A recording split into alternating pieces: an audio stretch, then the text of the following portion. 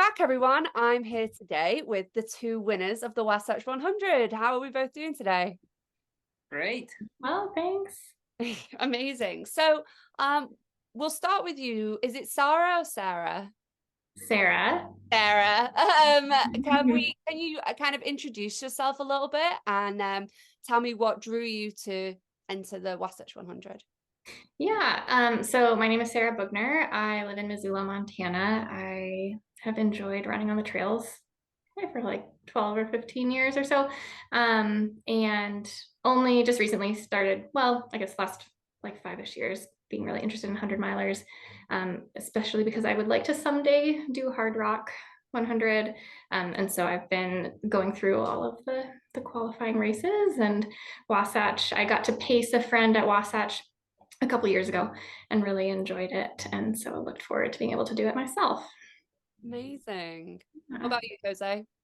Nice. Okay. I'm Jose Cruz. I'm from Guatemala, and I moved here in 2000. I started running in 2015, and I used to play indoor soccer, so it's some running. But yeah, I started running in 2015, and then I did my first 100 miler in 2020, price 100. And then I did Wasatch. This was my third Wasatch. So my first one was in 2021. And I always wanted to do Wasatch because when I started running, my friends were doing Wasatch. So they were like, "Oh, you should do 100." And I'm like, "I don't think so. You guys are crazy." And one day I was like, maybe I should do one. So I signed up I put in for Wasatch in 2019, but I didn't get in.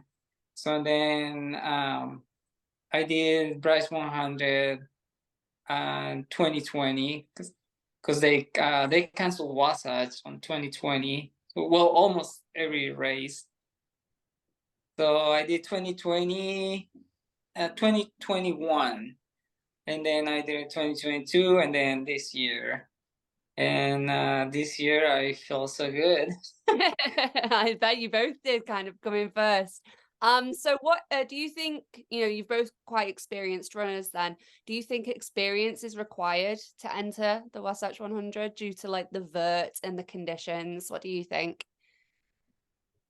I think, yeah, I mean, a lot of people do it for their first 100, but I think it's a hard one. But if you train really good, I think you can do it. What about you, Sarah? Yeah, I think it definitely helps. And I wouldn't say I mean, obviously it's not impossible. Plenty of people are doing it as their first 100, but I think the learning curve of the things that you get to experience and then learn about yourself and how to problem solve and manage different elements. There's a lot of that certainly on the Wasatch course, like offers it to you. And so if you haven't had any experience with that before, I think you're in for a bit more than than you might get with a different race that maybe doesn't have like quite as much elevation, or the variation of the, like really hot potential for hot weather and then cold weather. So Amazing. yeah. So what were some of the struggles you overcame during the race? 100 miles is a long way to go. So Sarah, we'll start with you. What sort of struggles do you think you kind of overcame during this race? I mean, I love that your point is like, I mean, it is so rare that you would have a day that you actually have no struggles, Yeah. especially for a 100 miler. It's more like what you're going to deal with, not if you're going to deal with something. And probably my biggest struggle was that I threw up a lot at mile 70 and lost a lot of volume. And then it was a lot of just like a little bit more problem solving after that to figure out what I could keep eating and keep going with. And certainly like it was to me, it was quite hot earlier in the day. And I think that definitely played into how people felt later in the race as well. But I felt like overall that was my biggest struggle, was that I had, you know, like a little bit of foot pain and other things here and there that I was managing, but thankfully nothing else was like majorly stopping me or slowing me down. So what caused you to throw up then? Was it more nutrition, or do you think it was just like the heat? I think I got pretty lucky with how I managed the heat. I was able to like time aid stations well, and I was always getting as much ice and water on me as I could, starting at the first aid station that we could do that. And so I felt thankful that the heat managed pretty well. Like I stayed, my shorts and my shirt stayed wet from Alexander to Lambs, the like hottest part of the day for when I went through there at least. And so I was thankful for that. But I think I honestly tried to eat too much, and I was probably like a little over over the tank, and I took one more gel and my stomach was like, no, no more of that. And I try really hard to balance out like my protein and my sodium and my carbs and making sure I'm not getting too much fat. Like I try really hard to pay attention to it, and so I think it did help me set up, like even though I did throw up a lot, I could keep going pretty well because I was really well tanked up already at that point. Amazing. What about you, Jose? You just mentioned that, you know, you were feeling really good and it was your third time. Do you think you learned from past mistakes, or do you think you still had some struggles? So previous races, this is my fifth 100, and like always had a low and like EI issues. But on this one, everything went pretty well. Like as you said, I've been learning, like there is a section like Big Manu to all the way to Lambs. Like that's when it so I know that I need to take extra water on that section, and then slow down a little bit, which I kind of forget because I was feeling so good and moving. Like I knew I was moving faster than I should, but at the same time I was feeling good. So what I was thinking is like, okay, I'm feeling good. Like I know I'm going faster than I should. Let's see how far I can go feeling like this. And but I was on point on my nutrition, and I knew on those sections I should take extra water. So from Big Man to Alexander, I pushed a little bit because I forgot about slowing down a little bit on that section because the heat and is exposed, so it get really hot. But when I left Alexander Reach, I remember that I like I need to pace myself really well on that section because it can screw it up my race. So I slowed down on that section, and as I said, I took extra water, like extra flask, because yeah, it's just exposed. Like following that power line, it's the worst. Like it's not too steep, but it's just the heat. If you try to push there, you can pay later. Like you're like I baking. think It's like an oven at the bottom of the valley. Oh my gosh, I can't even imagine it. It's we get the most placid weather. It's either raining or like mildly hot here. So whenever I hear kind of about extreme heat, it makes me just so much props to both of you, because I just don't think I could run in that weather. So did you both win with the expectation that you would win? Or did you kind of race thinking, I'm just going to enjoy it, I'm just going to kind of go with the flow and we'll see where we finish? Jose, we'll start with you. okay.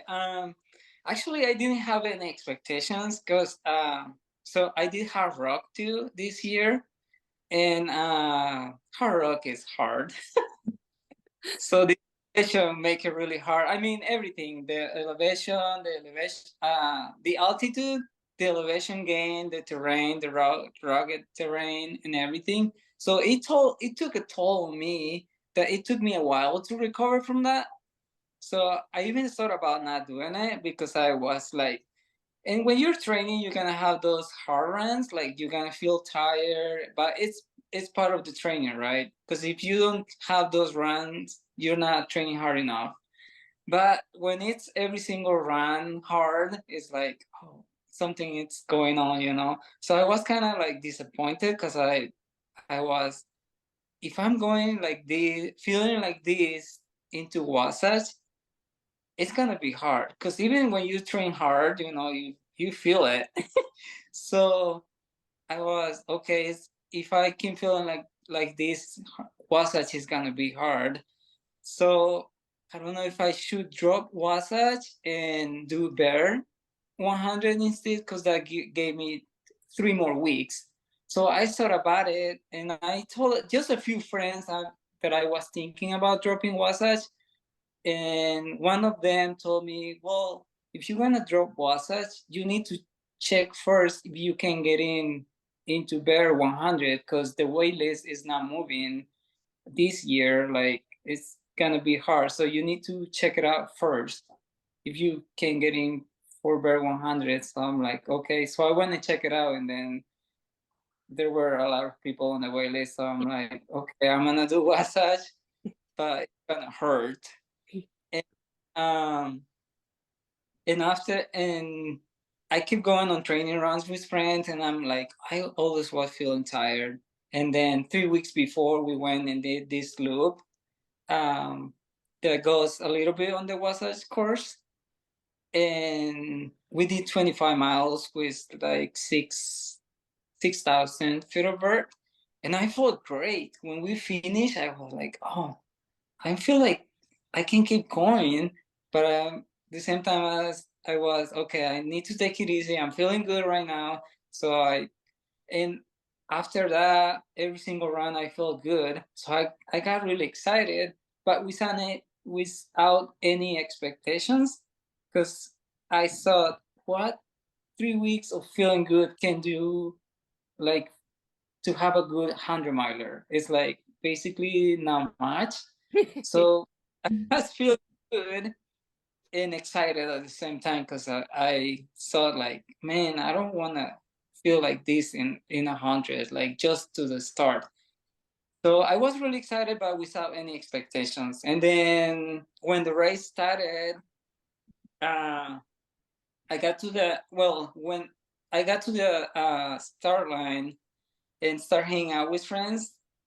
And then when we have like 10 minutes to start, I told my friends like, okay guys, good luck. I need to go to the start line and then start walking. But when I was going to the start line, I was thinking, maybe I should start a little bit behind the fast guys, because I don't want to be in their way.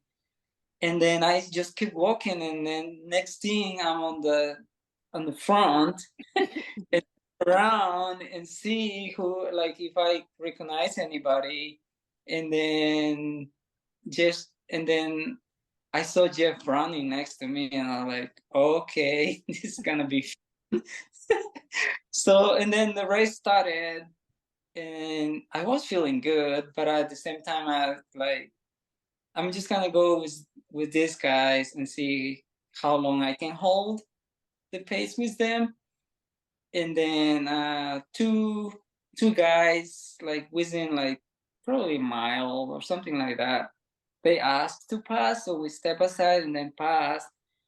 And then I was thinking about like going with them, but then I saw like maybe I should stay with the chasers and see how it goes.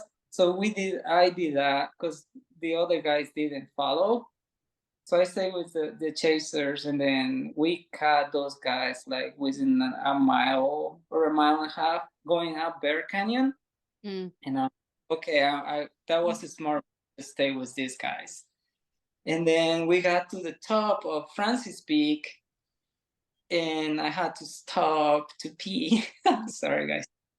And the front guys went ahead, and then I caught them and stay behind them. But I felt that I was holding the pace, and I thought if I keep holding, it's because it's downhill, so it's gonna do more damage to my legs than if I just let it go.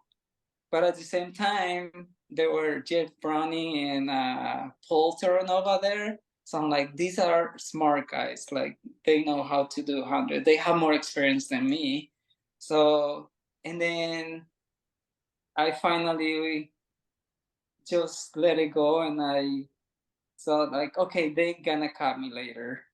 And I just kept going, and then I got to the first station, and I was the first one. And then while I was grabbing my stuff, the another guy with a white shirt, I don't know who he was, got to the station. But at the station, they told me, "Oh, you're first." I was like, "Well, I'm leading, but I don't know, like about first place." And then the other guy got there, and I told him, "Okay, so he is in first place too, right? Because at the same station." So, and then I left, and I was feeling good and moving pretty well. So I didn't. I thought, like, I was thinking, okay, I'm feeling good. I'm gonna do my race. I'm not gonna check on them. So I wasn't turning around and see who was behind me. And then I got to sessions, and then start grabbing my nutrition, water, and all that stuff. And then that guy with the white shirt got there, and then I left. And that was the last time that I saw him. And then I just kept going. And then I got to Big Mountain Pass, grabbed my nutrition, left. And then a friend of mine was Alexander Rich, and he told me, "Hey, you're looking good. You're moving pretty good." And the next guy is 6 minutes behind you. I'm like, okay, it's not like I'm going crazy fast, so I'm pretty good and I'm feeling good. So, and then I left Alexander. I slowed down a little bit, and then I got to Big Mountain Pass, and I was feeling good. And this is almost, well, it's 49 miles, 48 miles there. So it's almost halfway. And usually I have my lows like between mile 35 and 40-ish on the previous 100. So I was thinking, okay, my low is coming pretty soon. I don't know when, but I'm just gonna keep going. And then I got to Upper Water. I was feeling good. And then I passed the next stations, grabbed some water at Desolation. And then I skipped Skull Hill because I had nutrition and water and everything. And then I got to Brighton, and I was feeling really good. And start worrying about bunking though, because I'm like, I was, okay, this is almost 70 miles. I'm feeling so good. So something is gonna happen pretty soon, but okay, I'm just gonna keep going. And then I got my nutrition there. And when I was leaving, my friend Brian Colmo was there, and he helped me with all the stuff. And then when I was leaving, I got curious how far those guys were, the chasers. So I asked Brian, "Hey, do you know by chance like how far are those guys?" And he said, "Okay, it's Jeff running is 20 minutes." And I freak out because I was, okay, 20 minutes is not a big gap. And if I bonk, it's over. So I told Brian, "Oh, that's not like a big gap." And he said, "No worries, no worries. You're looking good. You're moving pretty good. Keep going. Keep doing what you're doing, and you got this." And all like, and I told him, "Okay, thanks, Brian." And I left, and I was feeling pretty good. And then I got to Arnold's, and I didn't ask anything because I knew if I would ask, I freak out. So I didn't ask anything. And then I got to pole line, and then I didn't ask anything either how far they were. But one of the ladies there told me, "Hey, you're moving pretty good. We haven't got any notice that those guys got to Arnold. So that's a pretty good cap." And I said, "Oh, thanks for letting me know. I feel a lot better now because it's a pretty good gap." And she said, "Oh, yeah, you're looking pretty good, but you need to keep moving." And I said, "Okay, thanks." So I left. And then every single station after that, they were telling me, like, you increasing your gap on those guys. So that made me feel pretty good. And I was feeling good. And then I had only one pacer there at we call the top of the wall. So I got there, and then my friend was ready to go, and he told me, like, he told me, "You're looking good. You're moving pretty good. Those guys are like 40 minutes behind you. You got this, and so let's go." And then we had a climb there, so we start climbing, and then we got to the top, and then my friend Eli, he said, "Okay, we're gonna do under 9-minute pace," and I had like 90 miles on my legs, so I told him, "Okay, let's try." And then we just pushed the pace there, and we did it. And then we got to Decker station, and my friend Eli asked me, "What do you need?" Like, and I said, "I'm good with nutrition. I'm good with water." And he said, "Okay, just let's go." And then we passed the station, and my friend Eli said, "112 in and out." And then those guys they asked us, "You don't need any water or anything?" And we were like, "No, we're good." So we left. And then when I know really well the course, so when we got to the pavement, I knew we only had like a half a mile to go. So I was really excited and couldn't believe it how well it went my race. Not having any expectations. Amazing. But That sounds yeah, like such an incredible race to enter with that, like, just completely, I have no idea, especially with the lead up and you really weren't sure whether you were going to do the race at all. To then have that kind of moment where you stood next to Jeff Brown and you're like, oh my gosh, we're going to do this. It's a really amazing transformation. So what about you, Sarah? Did you kind of talk me through your race? What expectations did you have? Had you recce'd any of the race, and kind of when did you know that you were going to win? Yeah, it's kind of interesting because I had maybe for different reasons, but some similar parallels going into the race as Jose, where I really didn't have any expectations. I had some health stuff, kind of weird GI stuff earlier in the summer, and so I didn't actually really start training for Wasatch until really it was probably like mid-July, last couple weeks of July. I think I really only put together like 4, maybe 5 weeks or weekends of long runs going into it. And so going in, it was very much like no expectations. I just want to finish, honestly, and see how it goes. And, I think picked up some experience and tidbits of problem solving different situations from the other 100-mile races I've done, but really went in with no expectations for place or finishing. I think I had some like loose goals of like, I would, love to be top 10. And I'm not like trying to, like underplay. It was just because I hadn't had great training going in, or maybe just I hadn't had a long buildup of training going in. I just felt like I tempered my expectations for that. And so when I showed up, I mean, I think I knew I was ready to go try and to see what would happen on the day. And I did want to see if I could at least push myself a little bit more than I was used to. I think my typical play with 100-milers is to like just pay a lot of attention to taking care of myself. And if that means I need to back off, I do.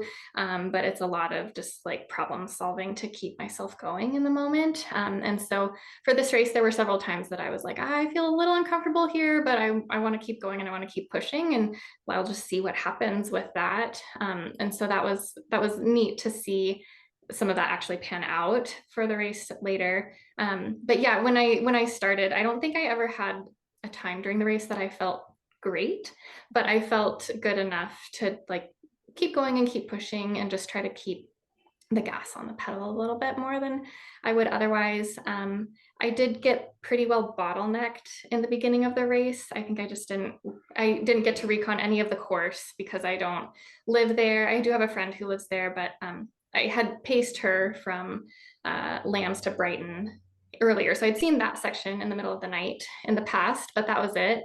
And so yeah, starting out, I got bottlenecked behind a lot of people, and I was just envisioning all of the women pulling away from me the whole time, and just didn't really have any clue about where I was. Typically, I don't like to know where I am in these races because it just gets in my head.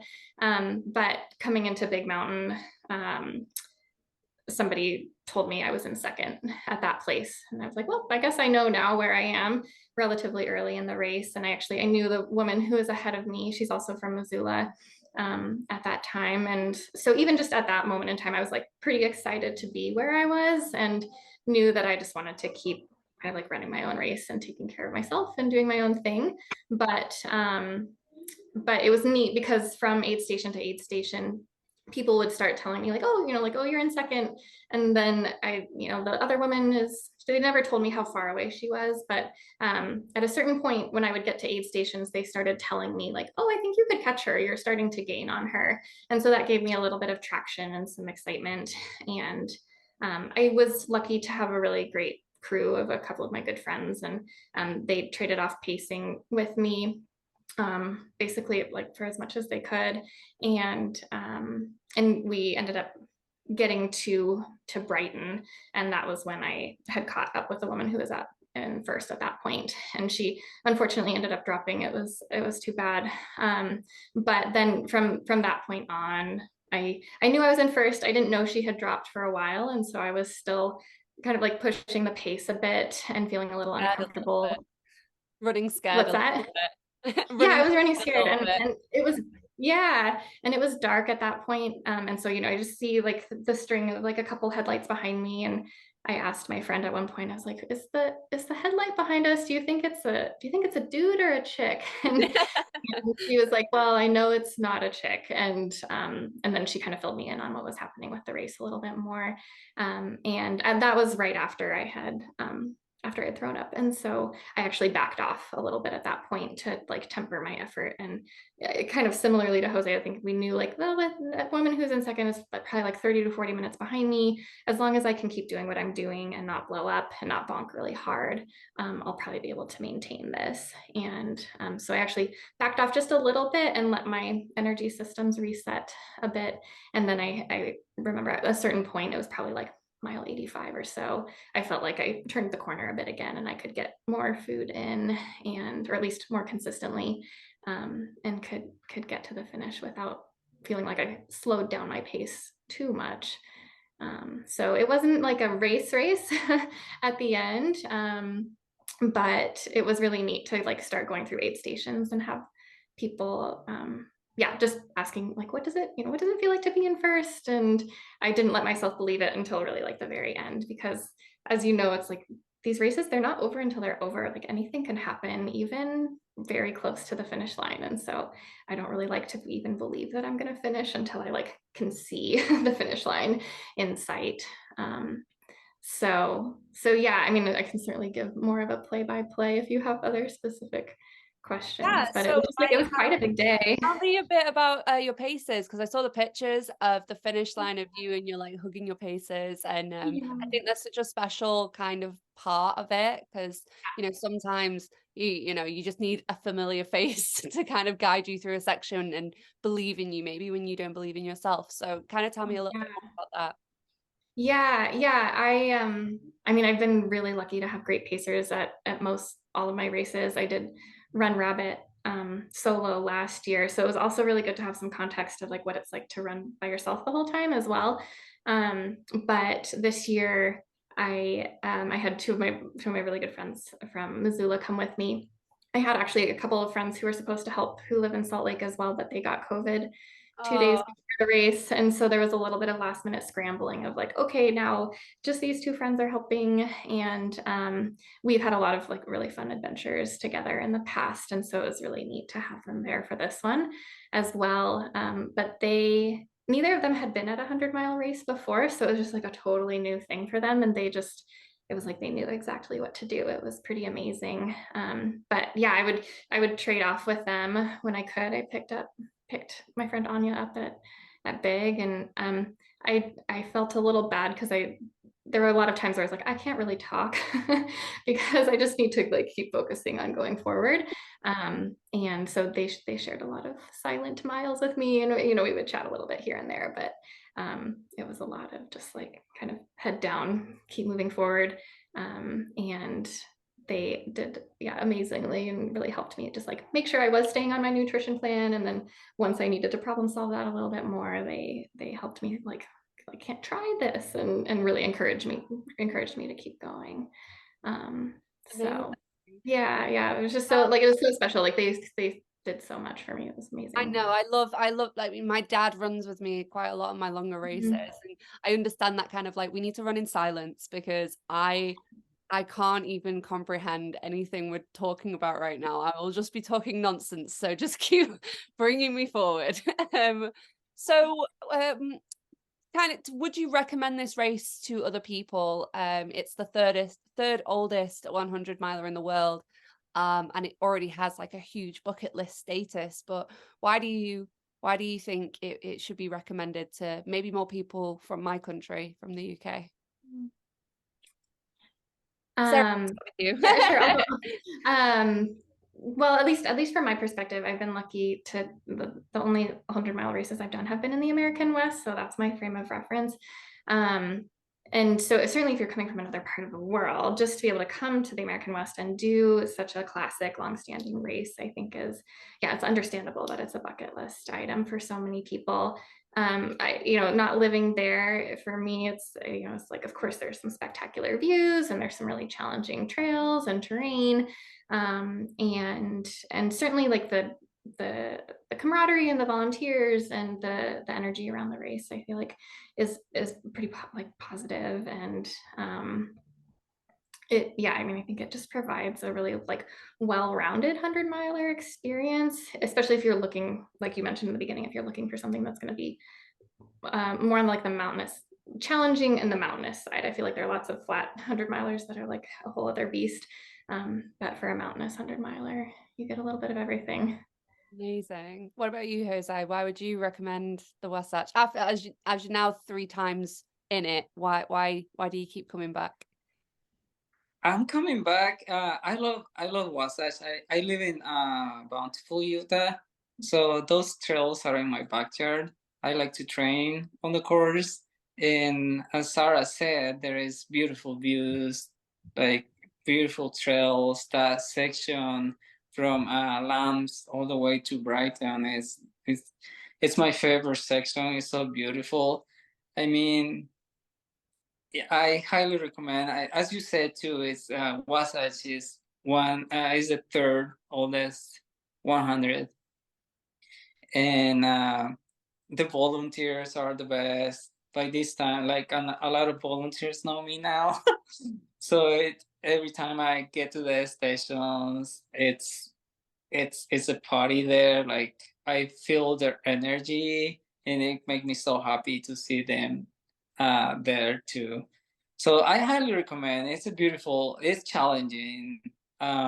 It's a little bit. There's a few sections like pretty technical too, that and you need to keep in mind that too. Like it's not like other races. Like you have to have some like experience on that kind of terrain too.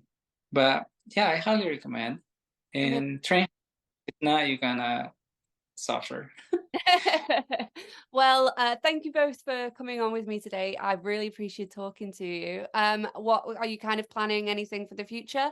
Are you gonna head back and see if you can retain your glory?